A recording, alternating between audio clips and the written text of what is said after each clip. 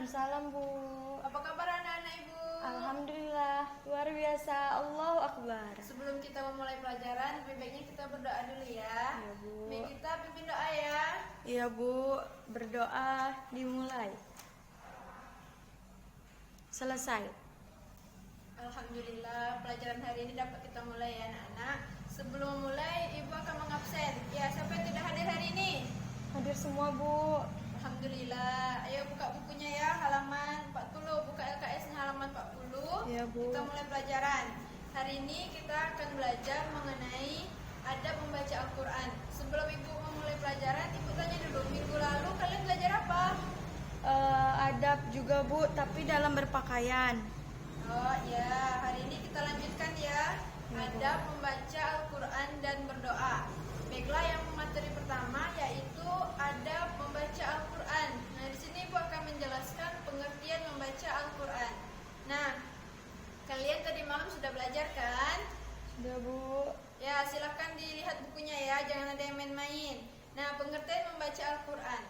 Membaca dalam bahasa Arab adalah kiro'ah. Ini merupakan masdar dari qoro'ah yang artinya dalam Kamus Besar Bahasa Indonesia adalah membaca berarti melihat serta memahami isi apa yang tertulis, baik melisankan atau memahaminya dalam hati.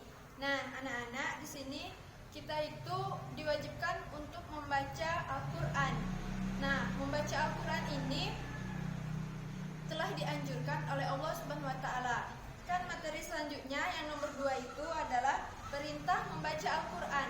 Nah, kita dianjurkan membaca Al-Quran itu terdapat dalam surat Al-Alaq ayat 1 yang bunyinya Iqra bismi rabbikal ladzi khalaq, yang artinya bacalah dengan menyebut nama Tuhanmu yang menciptakan. Nah, materi selanjutnya anak Ibu kan sudah sama-sama kita lihat di buku ya anak-anak. Yang nomor 3 itu adalah adab membaca Al-Quran. Nah, sebelum Ibu menjelaskan apa saja itu adab membaca Al-Quran, nah, marilah lihat video yang akan Ibu tayangkan. Sama-sama kita lihat ya dan pahami isi videonya. Setelah itu, nanti Ibu akan menjelaskan apa dari isi video tersebut ya anak-anak. Iya, Bu. Adab membaca Al-Quran. Agar kegiatan belajar Al-Quran semakin berkah, kita perlu memperhatikan beberapa adab dalam membaca Al-Quran. Berikut di antaranya. Pertama, dianjurkan untuk bersuci dari hadas, memakai pakaian yang sopan, dan membersihkan gigi sebelum membaca Al-Quran. Aku tidak menyukai menyebut nama Allah kecuali dalam keadaan suci. Kedua, dianjurkan menghadap kiblat. Majlis atau posisi duduk yang paling mulia adalah majlis yang menghadap kiblat. Ketiga, membaca ta'awudz ketika memulai membaca Al-Quran. Apabila kamu membaca Al-Quran, hendaklah kamu meminta perlindungan kepada Allah dari syaitan yang terkutuk. Keempat, hendaknya konsentrasi dan berusaha merenungi setiap apa yang dibaca. Mengapa mereka tidak merenungkan kandungan makna Al-Quran? Ataukah hati mereka terkunci? Kelima, berusaha khusyuk, memusatkan hati hingga perasaan terbawa sesuai dengan apa yang kita baca. Sesungguhnya orang-orang yang beriman ialah mereka yang bila disebut nama Allah, gemetarlah hati mereka. Dan apabila dibacakan ayat-ayatnya, bertambahlah keimanan mereka. Keenam, boleh membaca Al-Quran sambil berdiri di atas kendaraan atau berbaring, yaitu mereka yang selalu mengingat Allah ketika berdiri, duduk, dan ketika berbaring. Mereka merenungkan penciptaan langit dan bumi. Ketujuh, berusaha membaca dengan benar, jelas, dan dengan suara yang bagus. Bacalah Al-Quran dengan tartil. Yang dimaksud membaca dengan tartil adalah membacanya dengan pelan, jelas setiap hurufnya. Kedelapan, tidak membaca terlalu keras sehingga mengganggu orang lain yang sedang salat atau yang sedang tidur. Orang yang salat tengah bermunajat dengan Tuhannya, maka perhatikanlah bacaan yang dia gunakan untuk bermunajat dan jangan saling berlomba mengeraskan bacaan. Kesembilan, Rasulullah SAW telah melarang menghatamkan Al-Quran kurang dari 3 hari. Orang yang membaca Al-Quran kurang dari 3 hari, maka tidak akan dapat memahaminya. Kesepuluh, melakukan sujud tilawah ketika melewati ayat sajdah. Wajahku bersujud kepada Tuhan yang telah menciptakanku, yang memberi pendengaran dan penglihatanku dengan daya dan upayanya. Anak-anak Ibu, kan sudah dilihat tadi videonya, kita udah sama-sama melihat videonya. Sekarang Ibu akan menjelaskan apa yang kalian lihat tadi ya. Itu ada membaca Al-Quran. Nah, di sini kan yang pertama dianjurkan bersuci dari hadas, memakai pakaian yang sopan, dan membersihkan gigi terlebih dahulu.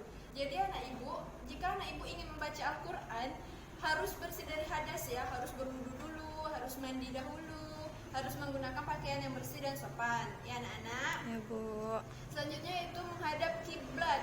Di sini kita dianjurkan untuk menghadap kiblat. Kiblat, majelis adalah posisi duduk menghadap kiblat. Itu yang posisi dianjurkan ketika kita membaca Al-Qur'an. Selanjutnya yaitu membaca ta'awuz ketika membaca Al-Qur'an.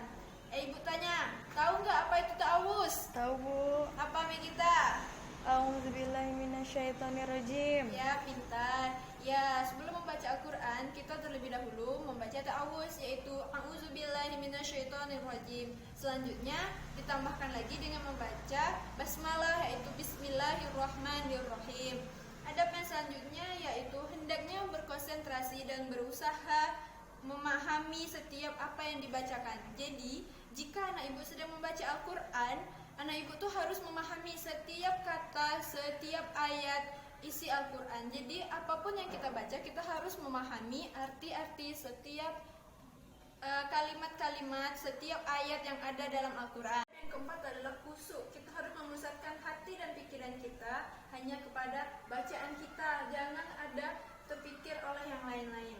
Selanjutnya adab yaitu boleh membaca Al-Quran sambil berdiri di atas kendaraan atau berbaring. Jadi di kapanpun dan dimanapun kita itu boleh membaca Al-Quran, asalkan saja kita itu dalam keadaan bersih dan suci. Nah, adab yang selanjutnya yaitu membaca dengan benar, jelas dan bersuara yang bagus. Nah, anak ibu di sini sudah tahu kan tajwid yang bagus itu bagaimana, tanda baca yang benar itu bagaimana, terus membaca hurufnya itu yang bagaimana. Jadi di sini kita harus memperhatikan semuanya agar bacaan kita tersebut menjadi lebih indah. Adab yang selanjutnya adalah tidak membaca terlalu keras sehingga mengganggu orang. Jadi anak-anak ibu itu di sini harus membaca itu dengan suara yang pelan, jangan teriak-teriak.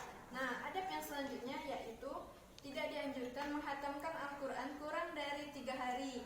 Barang siapa yang menghatamkan Al-Quran kurang dari 3 hari, dia tidak memahami isi Al-Quran tersebut.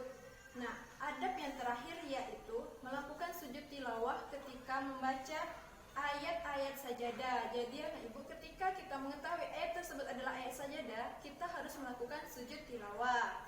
Nah, materi yang selanjutnya yaitu waktu yang diutamakan ketika kita membaca Al-Quran. Di antaranya adalah ketika bulan Ramadan, setelah sholat tarawih, dan di persetiga malam atau di siang hari Jumat.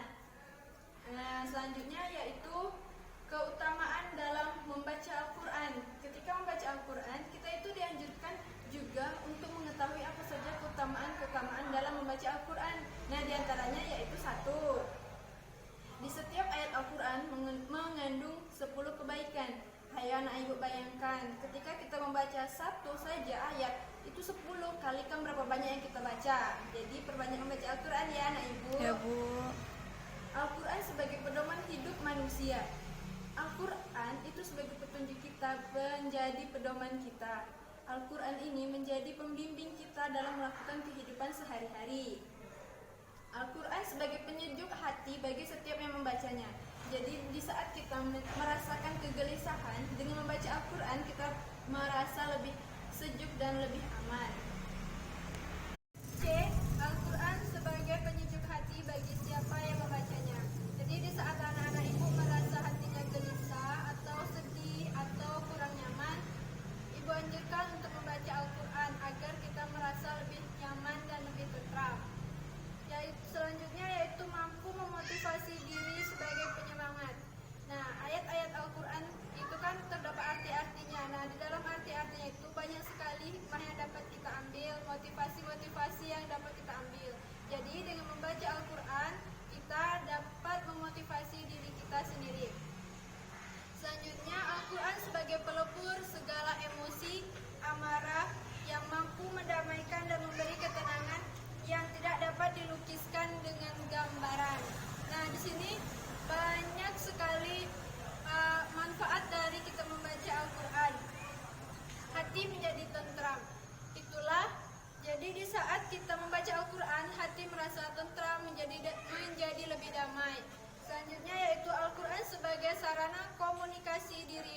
Allah Subhanahu wa taala. Dengan kita membaca Al-Qur'an, anak-anak ibu dapat berkomunikasi langsung dengan Allah Subhanahu wa taala. Al-Qur'an sebagai pengingat kebesaran Allah Subhanahu wa taala.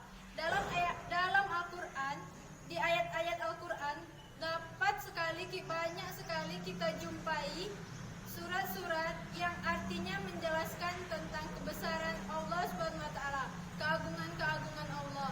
Nah, jadi dengan kita membaca Al-Qur'an yang disertai dengan maknanya, dengan kita memahami isinya, kita dapat mengetahui kebesaran Allah Subhanahu wa taala. Nah, yang selanjutnya yaitu akan menjadi pelindung bagi diri kita siapa saja yang membacanya di setiap ayat-ayat Al-Qur'an. Nah, setiap kita membaca ayat Al-Qur'an, disitulah kita mendapatkan perlindungan dari Allah Subhanahu wa taala.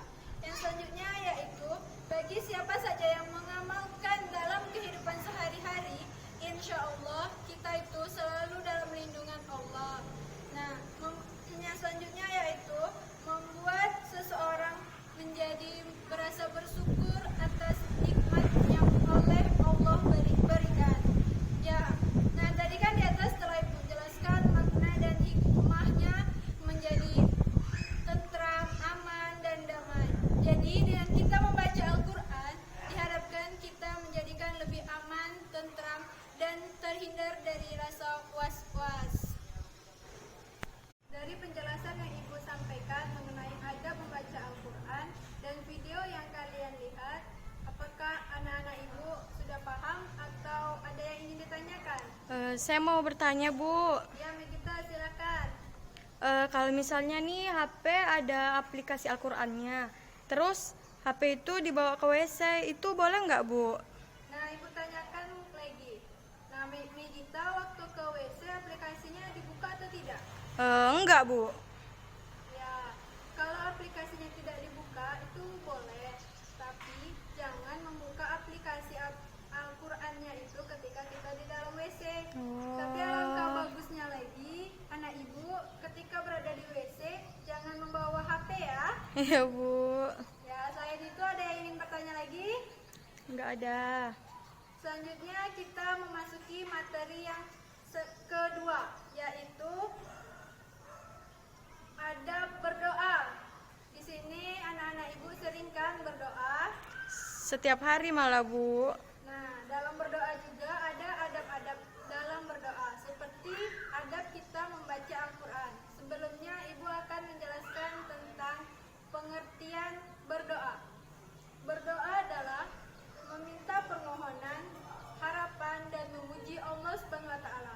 Dengan kita berdoa, kita berarti meminta pertolongan kepada Allah. Dengan kita berdoa, kita mengharapkan agar kita terhindar dari bahaya. Dalam berdoa juga terdapat adab-adab. Nah, anak-anak Ibu, sebelum Ibu menjelaskan apa saja itu adab dalam berdoa, marilah selanjutnya kita melihat tayangan video yang akan Ibu sampaikan ya, anak-anak. Ya, Bu. Adab berdoa. Agar doa kita mustajab, ada beberapa adab yang perlu kita perhatikan. Pertama, mencari waktu yang mustajab. Di antara waktu yang mustajab itu adalah hari Arafah, bulan Ramadan, sore hari Jumat, waktu sahur, atau sepertiga malam terakhir, antara adzan dan iqamah, dan ketika posisi bersujud. Kedua, menghadap kiblat dan mengangkat tangan. Dari Jabir radhiyallahu anhu bahwasanya Nabi SAW ketika berada di padang Arafah, beliau menghadap kiblat dan beliau terus berdoa sampai matahari terbenam. Ketiga, memulai doa dan memuji Allah serta bersalawat kepada Nabi SAW. Apabila kalian berdoa, hendaknya kalian memulai dengan memuji dan mengagungkan Allah, kemudian bersalawat kepada Nabi SAW, kemudian berdoalah sesuai kehendak. Keempat, berdoalah dengan suara yang lirih. Janganlah kalian mengeraskan doa kalian. Janganlah pula merendahkannya dan carilah jalan tengah di antara keduanya. Kelima, berdoa dengan khusyuk, merendahkan diri dan penuh harap. Sesungguhnya mereka adalah orang-orang yang selalu bersegera dalam mengerjakan perbuatan-perbuatan yang baik, dan mereka berdoa kepada kami dengan harap dan cemas. Dan mereka adalah orang-orang yang khusyuk kepada kami. Keenam, memantapkan hati dan berkeyakinan Allah Subhanahu wa Ta'ala akan mengabulkan. Berdoalah kepada Allah dengan penuh keyakinan akan dikabulkan. Ketujuh, pahamilah makna doa yang kita baca agar kita sadar dengan apa yang kita minta. Tahuilah, sesungguhnya Allah tidak mengabulkan doa dari hati yang lalai dan hati yang lengah dengan doanya. Kedelapan, mengulang-ulang doa dan merengek-rengek dalam berdoa. Rasulullah SAW ketika berdoa, beliau mengulangi 3 kali. Dan apabila beliau meminta kepada Allah, beliau mengulanginya 3 kali. Kesembilan, tidak tergesa-gesa agar segera dikabulkan. Akan dikabulkan doa kalian selama tidak tergesa-gesa. Seseorang mengatakan, saya telah berdoa namun belum saja dikabulkan.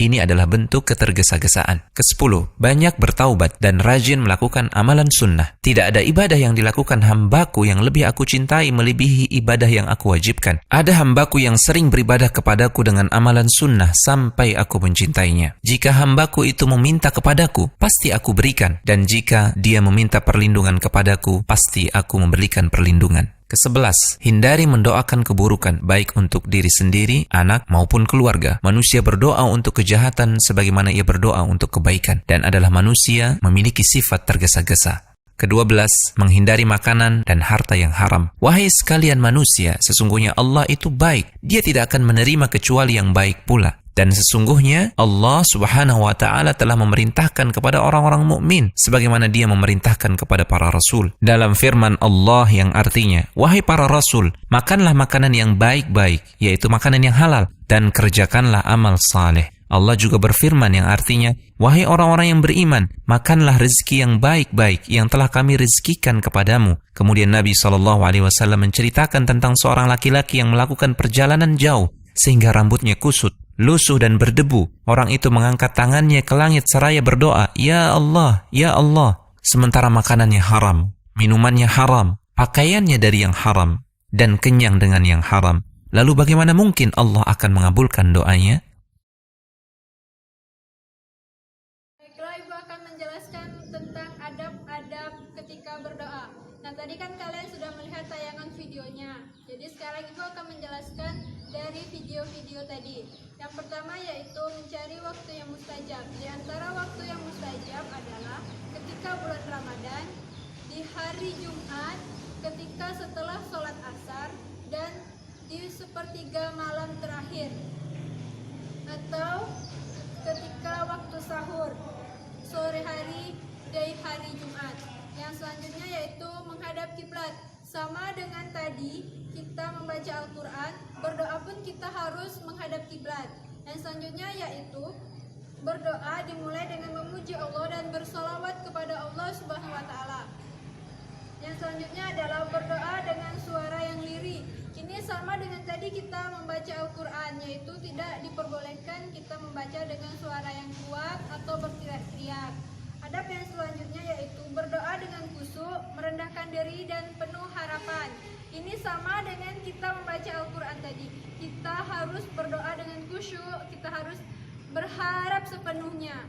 Dan jangan pernah terlintas di pikiran kita, apa yang kita doakan tidak akan dikabulkan oleh Allah Subhanahu wa Ta'ala. Adab yang selanjutnya adalah memantapkan hati dan berkeyakinan kepada Allah Subhanahu wa Ta'ala akan doa tersebut dikabulkan, yaitu berdoalah kepada Allah dengan keyakinan bahwa doa kita akan dikabulkan. Jadi anak ibu ketika berdoa, jangan pernah terlintas di pikiran kalian kalau doa tersebut tidak akan dikabulkan oleh Allah Subhanahu wa Ta'ala. Adab yang selanjutnya adalah pahami makna doa yang kita baca.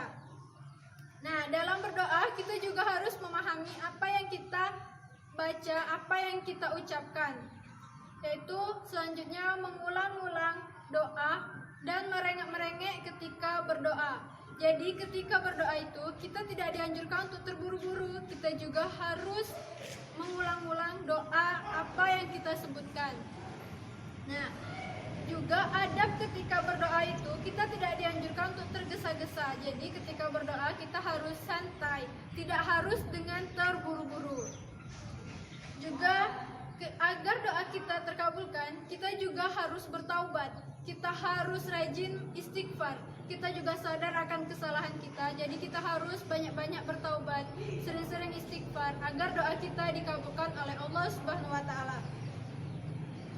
Yang selanjutnya yaitu hindari mendoakan keburukan tentang kita, anak kita, dan keluarga kita. Jadi, apa yang kita doakan untuk orang lain, itulah yang akan kita dapatkan untuk diri kita. Jadi anak-anak ibu harap kalian jangan pernah mendoakan orang lain keburukan, karena apa yang kita doakan untuk orang lain, itulah yang kita dapat untuk kita. Jeng-jeng, setengah kok gitu. Ya, bebaskan ruang untuk melanjutkan. Apa nih? Batal ya? 3 tapi kok berjalan? Kok berjalan? Ih, berjalan di Yopi. Selanjutnya yaitu hindari mendoakan keburukan untuk diri sendiri, anak, ataupun keluarga. Jadi, anak ibu ketika berdoa jangan sekali-sekali anak-anak ibu itu mendoakan keburukan tentang orang lain. Jangan mendoakan keburukan untuk orang lain, karena apa yang kita doakan itulah yang akan kita dapat. Dengan sama saja kita mendoakan untuk diri kita sendiri. Jadi anak ibu, jika anak ibu ingin berdoa atau mendoakan orang lain, berdoalah yang bagus-bagus dan doakanlah orang tersebut yang bagus-bagus agar doa yang kita sampaikan tersebut kembali kepada kita. Yang selanjutnya yaitu menghindari makanan dan minuman ataupun harta yang haram. Ya anak-anak, agar doa kita dikabulkan oleh Allah Subhanahu wa taala, kita juga tidak dianjurkan untuk makan atau minum atau menggunakan harta-harta yang haram, karena Allah tidak menyukainya itu. Selanjutnya yaitu keutamaan atau manfaat berdoa. Nah, di sini anak ibu, kita itu tidak ada ruginya berdoa. Dan di sini berdoa pun kita ada manfaat atau keutamaan ketika berdoa. Yang pertama yaitu berdoa adalah ibadah yang paling mulia. Yang selanjutnya yaitu menolak atau mengubah takdir oleh Allah Subhanahu wa taala. Selanjutnya adalah menghindarkan diri dari musibah.